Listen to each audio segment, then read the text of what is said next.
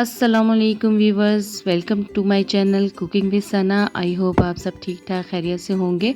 आज आपके लिए जो रेसिपी लाई हूँ वो है बीफ पाई, सर्दियों की सौगात। तो चलें फिर चलते हैं अपनी रेसिपी की तरफ।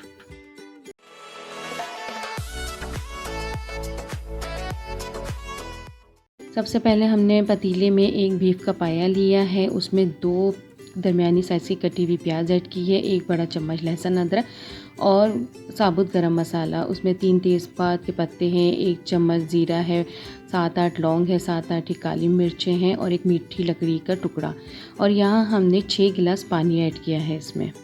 अभी हमने सिर्फ 6 गिलास पानी ऐड किया है और अब हम बाद में ऐड करेंगे। अब इसमें 1 चम्मच लाल मिर्चें पीसी हुई, 2 चम्मच धनिया पिसा हुआ और आधी चम्मच हल्दी ऐड की है। और इसमें मज़ीद पानी ऐड कर देंगे। इतना पानी ऐड करना है कि पानी अच्छी तरह इसमें डूब जाए। इसमें तकरीबन 9 गिलास हमने पानी ऐड किया था और ये देखें उबाल आ गया था। अब हमने इसमें चमचा चला दिया और इसको कवर करके 6 से 8 घंटे के लिए हम दरमियानी आंच पे रखेंगे।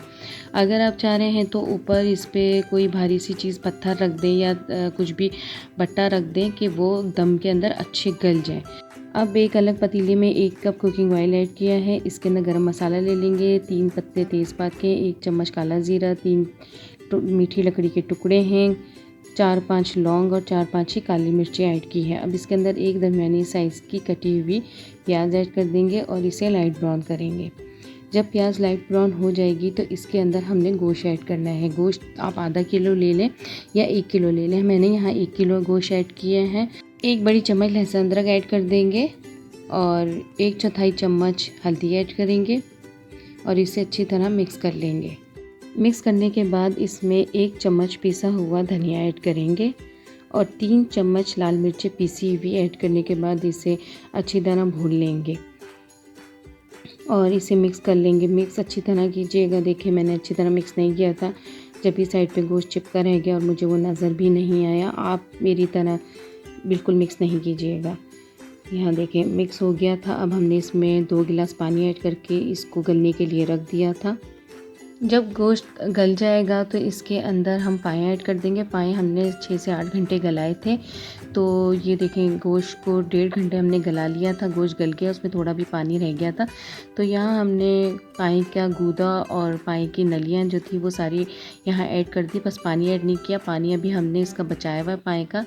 पाए का पानी हमने 3 गिलास अभी बचाया हुआ था। पाए गल गए थे तो हमने पानी बिल्कुल अलग कर दिया उसका और ये पाए बिल्कुल अलग कर लिया था। अब यहाँ जब पाए भून रहे हैं तो हमने 1 चम्मच इसमें नमक ऐड किया है। यहाँ आप हस्बे ज़रूरत नमक ऐड कर सकते हैं और भूनते हुए ही पिसा हुआ गरम मसाला ऐड करेंगे। और जो पानी हमने बचाया है पाए का, जिसमें पाए गल रहे थे, वो पानी हम एंड में इसमें मिक्स करेंगे। देखिए बिल्कुल यहाँ पाए कितने अच्छी तरह गल गए हैं और गूदा भी बिल्कुल अलग और इतने अच्छे गोश्त भी बहुत अच्छा गल गया है और ऑयल भी आना शुरू हो गया है। तो अब हम इसके अंदर पानी ऐड करेंगे जो हमने पाए का बचाया था। पाए का पानी आप इतना बचा लें कि जितना आपको शोरबा पाए में पसंद है। किसी को गाढ़ा शोरबा पसंद होता है, किसी को पतला शोरबा। इसे मिक्स करके 10 मिनट के लिए हल्की आंच पे रख देंगे और ऊपर से पिसा हुआ गरम मसाला ऐड कर देंगे। हल्की आंच पे हम इसलिए रखेंगे ताकि सालन पे रोगन आ जाए। देखें हमने यहाँ डिश आउट कर लिया है। गार्निश के तौर पे बारीक कटा हुआ हरा धनिया और बारीक कटी हुई अदरक ऐड कर सकते हैं।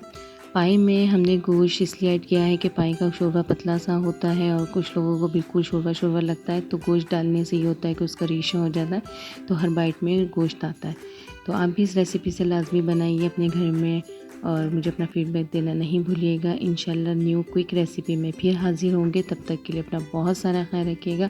अल्लाह हाफिज़ और मेरे चैनल को सब्सक्राइब भी कर दीजिएगा। शुक्रिया।